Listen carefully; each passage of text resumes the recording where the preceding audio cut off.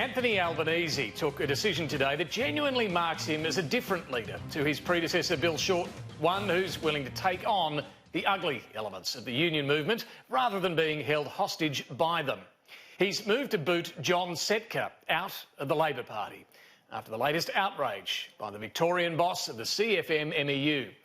When John Setka last year tweeted a photo of his kids holding a sign telling the head of the building industry watchdog to go get effed, there was no move to expel him from the Labor Party.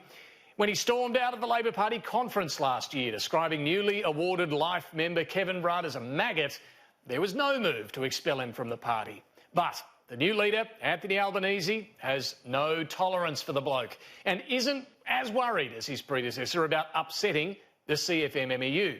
He's demanded Setka be expelled from the party after reports he told a meeting of his fellow union's national executive that domestic violence campaigner Rosie Batty's work had led to men having fewer rights.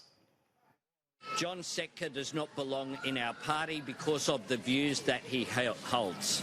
Rosie Batty is a great campaigner against family violence, and the idea that she should be denigrated by someone like John Setka is completely unacceptable to me as leader of the Australian Labor Party. And I don't want him in our party. It's that simple.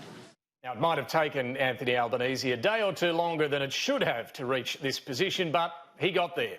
And this shows he has confidence in his position, doesn't feel beholden to the CFMEU for that position, and is prepared to take a much stronger line against rogue elements of the union movement of the Labor Party.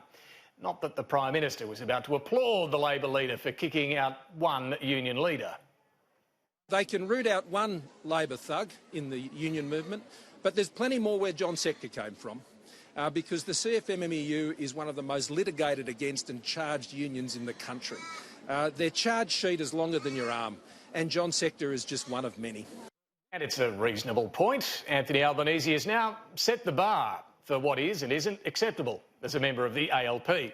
John Setka may have had a pattern of behaviour here, but the final straw was his criticism of Rosie Batty. So, every time a union boss does or says something stupid from now on, will the Labor leader have to take similar action? He set the standard today.